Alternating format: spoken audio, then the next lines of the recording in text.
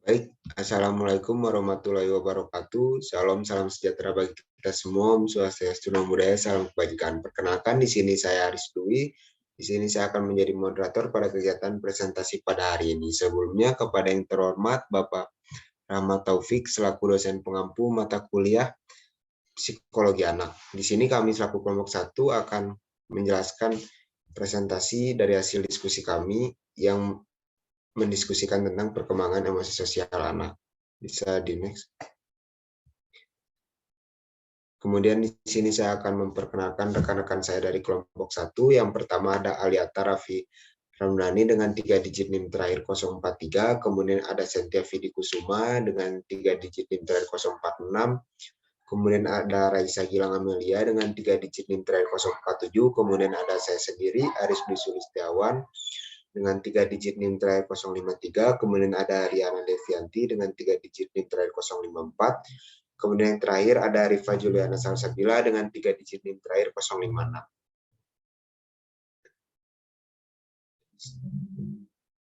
Kemudian untuk materi pertama, definisi perkembangan emosi sosial anak akan dijelaskan oleh rekan saya, Aliatar. Kepada Aliatar, dipersilakan. Assalamualaikum warahmatullahi wabarakatuh. Di sini saya akan menjelaskan mengenai definisi. Perkembangan sosial emosional anak adalah proses perkembangan anak dalam berinteraksi dengan lingkungan sekitarnya, kepada orang tua, teman sebaya, dan orang dewasa, serta proses perkembangan keadaan jiwa anak dalam memberikan respon terhadap keadaan di lingkungannya sesuai dengan aturan sosial yang diperoleh melalui mendengar, mengamati, meniru, dan dapat distimulasi melalui penguatan dan modeling.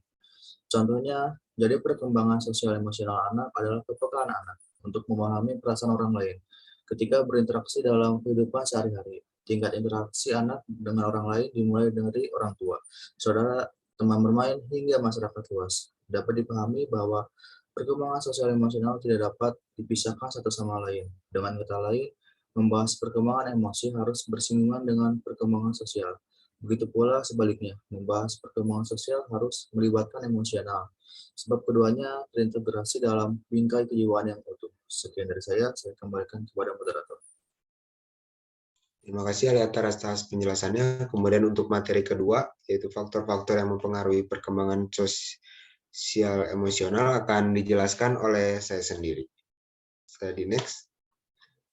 Faktor-faktor yang mempengaruhi yaitu yang pertama adalah keluarga, di mana lingkungan pertama yang memberikan pengaruh terhadap berbagai aspek perkembangan anak, termasuk perkembangan sosialnya. Kemudian faktor yang kedua adalah kematangan, yaitu bersosialisasi memerlukan kematangan fisik dan psikis untuk mempertimbangkan dalam proses sosial, memerlukan kematangan intelektual dan emosional. Kemudian faktor yang ketiga, status sosial ekonomi. Kehidupan sosial banyak dipengaruhi oleh kondisi atau status kehidupan keluarga dalam lingkungan masyarakat. Dalam kehidupan anak senantiasa menjaga status sosial anak dan ekonomi keluarganya. Kemudian faktor yang keempat adalah pendidikan. Pendidikan merupakan proses sosialisasi anak yang terarah. Pendidikan dalam arti luas harus diartikan bahwa perkembangan anak dipengaruhi oleh kehidupan keluarga, masyarakat, dan kelembagaan. Kemudian faktor yang terakhir yaitu faktor kelima, kepastian mental atau emosi dan inteligensi, yaitu kemampuan berpikir mempengaruhi banyak hal, seperti kemampuan belajar, memecahkan masalah, dan berbahasa. Anak yang berkemampuan intelektual tinggi akan berkemampuan berbahasa secara baik. Kemudian untuk materi ketiga yaitu karakteristik perkembangan sosial emosional akan dijelaskan oleh rekan saya Raisa. Kepada Raisa dipersilahkan. Baik, terima kasih kepada moderator. Di sini saya akan menjelaskan tentang karakteristik. Yang pertama, anak lebih sering terjadi perselisihan dengan sebaya menunjukkan sikap suka tidak suka walaupun rentang benci pendek. Suka merajuk atau menangis dan bersembunyi sendiri bila dimarahi. Sedih bila barang kesayangannya hilang atau mati. Yang kedua, kegiatan berteman lebih intens. Bermain bersama di rumah atau di luar rumah. Hubungan anggota keluarga seperti kakak lebih sering terjadi bentrokan karena anak berusaha menunjukkan kekuatannya di hadapan anggota keluarga. Ia mau diakui sebagai salah satu anggota keluarga dengan hak yang sama. Yang ketiga, perilaku yang mencolok adalah perilaku marah atau tidak senang dengan menyembunyikan diri sambil menangis. Anak harus diakui sebagai bagian dari kelompok atau keluarga. Kegiatan pertemuan lebih intens, perselisihan mulai berkurang. Yang keempat, interaksi anak dengan teman sebaya sangat intens. Sudah jarang bertengkar atau bisa bekerja sama lebih lama. Respon positif dari orang dewasa membuat anak dekat. Sedangkan menurut Harlock tahun 1978, perkembangan emosi ini terlihat mencolok pada usia 2,5 tahun sampai 3,5 tahun dan 5,5 tahun sampai 6,5 tahun. Perkembangan emosi dipengaruhi oleh kematangan dan belajar. Adapun karakteristik reaksi emosi sosial anak adalah sebagai berikut. Yang pertama, reaksi emosi anak sangat kuat. Dalam hal kekuatan, makin bertambahnya usia anak dan semakin bertambah matangnya emosi anak, maka anak akan semakin terampil dalam memiliki kadar keterlibatan emosionalnya. Yang kedua, reaksi emosi seringkali muncul pada setiap peristiwa dengan cara yang diinginkannya. Reaksi emosi anak mudah berubah dari satu kondisi ke kondisi lain. Yang keempat, reaksi emosi bersifat individual. Lalu yang kelima, ada keadaan emosi anak dapat dikenali melalui gejala tingkah laku yang ditampilkan. Yang keenam, emosi dapat diketahui melalui gejala perilaku. Yang ketujuh, emosi seringkali tampak. Dari kedua uraian tersebut di atas, dapat disimpulkan bahwa ciri utama reaksi sosial emosi pada anak adalah saling berkaitan di antara keduanya. Emosi sangat dipengaruhi oleh sosial atau lingkungan anak. Dan proses sosial anak pun bisa dipengaruhi oleh emosi yang semakin berkembang. Semakin anak tumbuh, maka semakin berkembang tingkat emosi sosial anak. Pada masa anak ini, emosi masih belum matang, artinya masih belum bisa ia kendalikan. Reaksi sosial emosi anak tidak bisa dibuat-buat dan terjadi secara alami dalam proses interaksi dengan teman sebaya atau orang dewasa. Sekian, terima kasih. Saya kembalikan kepada moderator. Terima kasih kepada Raisa atas penjelasannya. Kemudian untuk materi keempat, yaitu strategi pengembangan sosial emosional anak, akan dijelaskan oleh rekan saya Sentia. Kepada Sentia, dipersilahkan. Baik, terima kasih moderator. Di sini saya akan menjelaskan strategi. Hal yang penting diperhatikan dan dibutuhkan anak dalam upaya pengembangan emosi yang sehat adalah rasa cinta dan kasih sayang. Rasa saling memiliki, rasa diterima apa adanya, diberi kesempatan untuk mandiri, dan membuat keputusan sendiri. Rasa aman, diberi kepercayaan pada dirinya, diperlakukan sebagai seseorang yang mempunyai identitas. Ada 5 cara yang dapat dilakukan guru untuk membantu proses pengembangan emosi anak, yaitu yang pertama, kemampuan untuk mengenali emosi diri, yang kedua, kemampuan untuk mengolah dan mengekspresikan emosi secara tepat, yang ketiga, kemampuan untuk motivasi diri, yang keempat, kemampuan untuk memahami perasaan orang lain, dan yang kelima, kemampuan untuk membina hubungan dengan orang lain. Next, strategi materi pembelajaran emosi di taman kanak-kanak meliputi rasa cinta dan kasih sayang, empati, serta pengendalian emosi. Apa saja hal-hal yang perlu diajarkan kepada anak, baik di rumah maupun di sekolah, agar sosial emosionalnya berkembang dengan baik, sehingga kecerdasan ini menunjang kejeniusannya.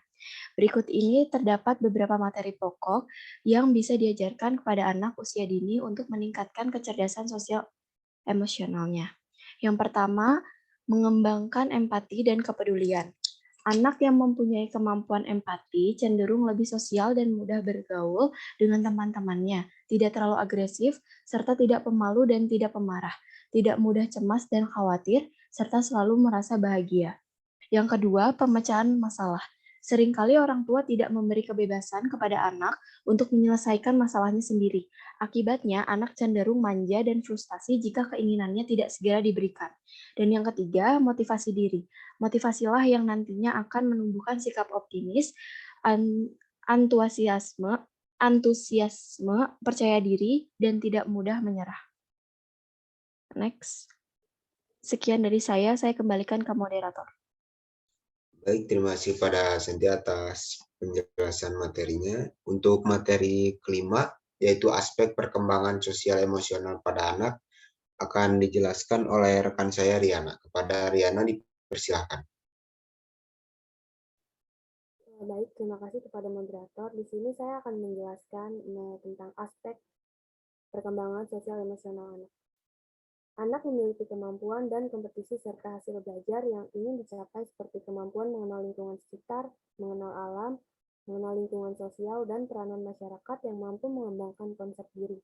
Hal ini menyatakan bahwasanya kemampuan emosi jika distimulus atau diberi rangsangan dengan baik bisa menjadi kemampuan yang baik untuk kedepannya.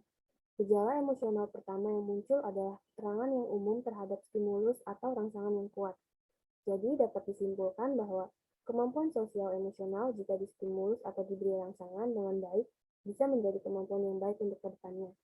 Mengendalikan dorongan hati, mengurangi stres, dan mengetahui perbedaan antara perasaan dan tindakan. Lalu, menurut Kenny Dewi Juwita, sebagaimana dikutip oleh Ali Nugraha pada tahun 2007, dia mengatakan bahwa perkembangan sosial emosional anak memiliki 3 aspek, yaitu yang pertama adalah pengenalan diri dan harga diri, lalu yang kedua ada pengendalian diri dan interaksi, dan yang terakhir ada perilaku sosial, yaitu menunjukkan empati. Berdasarkan penjelasan di atas, perkembangan sosial emosional pada anak usia dini adalah perkembangan yang berkaitan dengan sosial dan emosional menyangkut aspek kemampuan bersosialisasi dan mengendalikan emosi, yang mana kegiatan ini dilaksanakan berdasarkan usia anak dan tingkat pencapaian perkembangan melalui stimulasi-stimulasi yang terangkum dalam suatu kegiatan sosial emosional yang terdapat di dalam indikator anak usia dini. Sekian penjelasan dari saya kembalikan ke moderator. Baik, terima kasih kepada Ariana atas penjelasannya. Untuk materi ke-6 yaitu pengaruh pola asuh orang tua terhadap perkembangan sosial emosional anak akan dijelaskan oleh rekan saya Rifa. Kepada Rifa, dipersilahkan. Baik, terima kasih moderator. Di sini saya akan memaparkan mengenai pengaruh pola asuh orang tua. Masa usia dini adalah masa yang sangat menentukan baik perkembangan dan pertumbuhan anak selanjutnya karena merupakan masa peka dan masa emas dalam kehidupan anak. Terdapat beberapa faktor yang dapat mempengaruhi emosi anak, seperti kemampuan anak mengenali dirinya, perbedaan jenis kelamin, dan pengaruh keluarga. Perlakuan orang tua terhadap anak akan mempengaruhi perkembangan sosial emosional anak.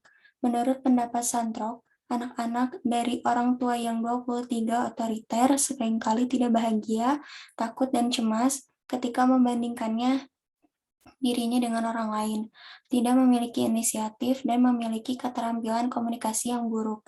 Keluarga menjadi model pertama yang dilihat anak dan akan ditiru oleh anak.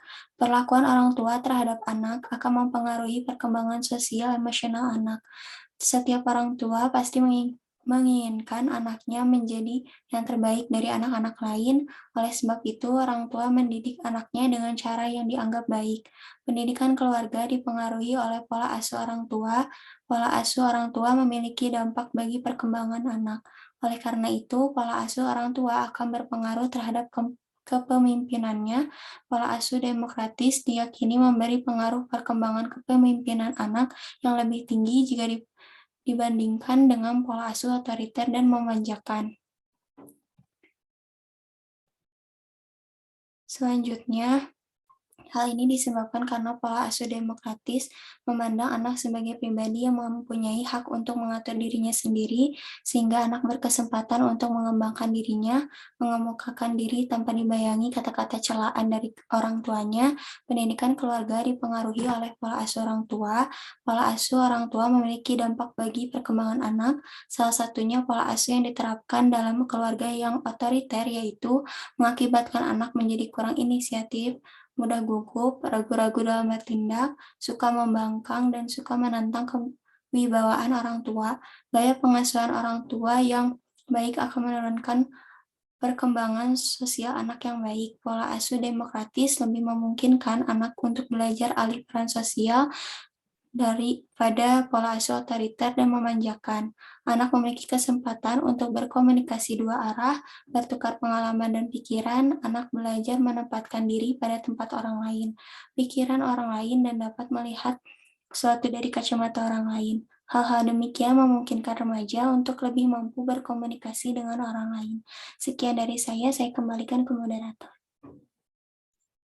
Baik, terima kasih kepada Rifa atas penjelasannya. Kemudian Sekian presentasi dari kami, kelompok 1 yang menjelaskan tentang perkembangan emosi sosial pada anak. Mohon maaf jika ada salah kata. Sekian dari kami. Wassalamualaikum warahmatullahi wabarakatuh. Terima kasih.